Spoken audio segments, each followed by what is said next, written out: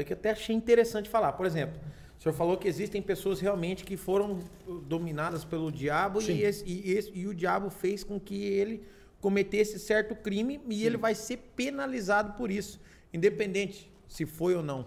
Como que a gente entende isso? Assim, porque o homem, o ser humano, ele estava fora de si, cometeu um crime e ele vai ser culpado e condenado por um crime que ele supostamente não cometeu sozinho. O apóstolo Paulo...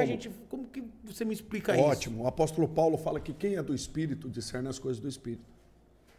Quem é da carne discerne as coisas da carne. O homem natural não discerne, não consegue entender, ele não consegue ver. Por isso que nós temos que estar em oração. Quando você está em oração, você entra num estágio espiritual, numa dimensão espiritual. A oração, ela te move para esse lugar. Você já teve experiência com isso, certeza, você sabe. A oração, ela te move para um lugar espiritual. A oração, ela não só te fortalece, ela renova suas forças, mas a oração também tem o poder de fazer você ver algumas coisas, fazer você entender. Porque nós acreditamos o quê? Que existe um mundo espiritual. E nesse mundo espiritual existem ações. E o diabo, para agir, ele precisa de legalidade. Por exemplo, ninguém vai entrar aqui, porque aqui está fechado. O que é da legalidade? É você abrir a porta e deixar a porta aberta. Entendi. Porque daí você dá legalidade. E o diabo, ele é astuto. Você permite. Permite. Seria mais... A legalidade é a permissão. A permissão. Exatamente.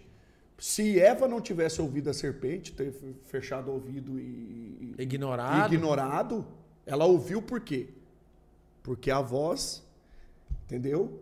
É a legalidade. O diabo aproveita uma fraqueza e ele também começa a colocar maus pensamentos na sua mente. Tem lógica. Uma pessoa que está com um pensamento suicida, de tirar a própria vida, o diabo está trabalhando aonde? Existe uma depressão. A depressão é só demônio? Não. Não é só. Não. A depressão é demônio? Não. Mas o diabo pode usar isso. Não quer dizer que é, mas ele pode usar. Entendi. Tem lógica. Tem que ir para uma psicóloga. Ah, não, se depressão fosse só demônio, era muito fácil. Eu entro no depressivo na igreja, eu como pastor uso a minha autoridade espiritual, em nome de Jesus eu te repreendo. Sai, ela levanta e tá. Zero. Aí entra isso que a pergunta que ele disse. É só exorcizar que tá? Não.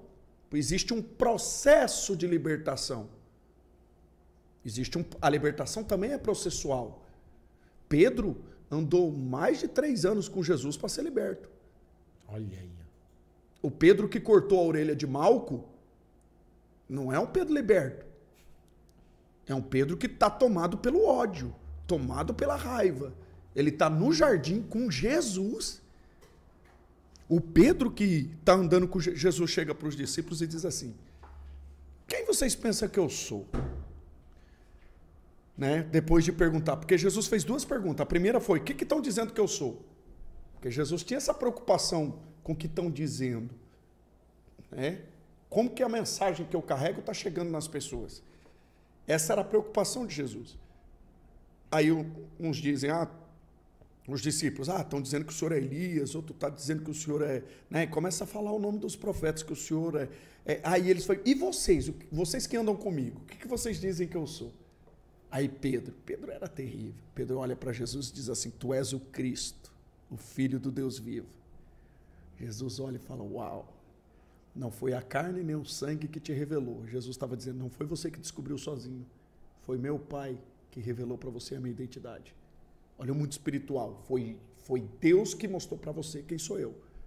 Só que no mesmo momento, Jesus olha para os discípulos, passa ali uns segundos, eu imagino que ele se descontrai, come um lanche, alguma coisa, não sei. De repente Jesus olha para eles e fala assim: chegou a hora de eu ser entregue na mão dos salteadores.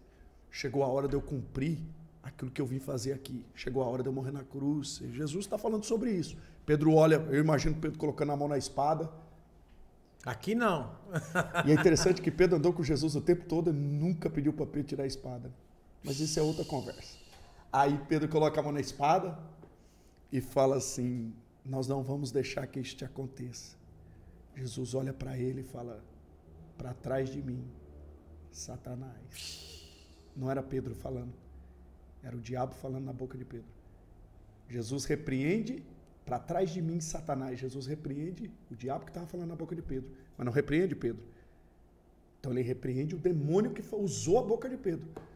Então que o diabo pode usar a boca, nossa boca... Jesus falasse assim, vai lá, pega a espada e desce ali para não deixar ninguém chegar aqui. Tá entendendo? Imagina. Por que ele estava falando isso? Porque Pedro estava querendo impedir Jesus de ir para a cruz. Ou seja, o diabo está usando alguém para me tirar do propósito. Ele fala, não. Isso é possessão. Possessão. Para trás. Jesus repreende o demônio de Pedro. E o Pedro que andava com Jesus. Só que daí, e depois, o que Pedro vai fazer lá no jardim do Getsemane? Cortar a orelha de Malco. Pedro andando com Jesus, cometendo essas atrocidades. Porque Pedro não estava liberto. Ele estava num processo de libertação. Então, existe libertação instantânea? Existe. Você acredita, pastor? Acredito. Mas nem todas são. Tem libertação que é processual. Nós vamos repreender os demônios, tudo, mas nós vamos chamar e falar assim, ó, vem cá, nós vamos te tratar, nós vamos te discipular, nós vamos conversar, nós vamos te mentorear, nós vamos te dar um destino. Isso norte. Isso é um caminho, isso é o evangelho.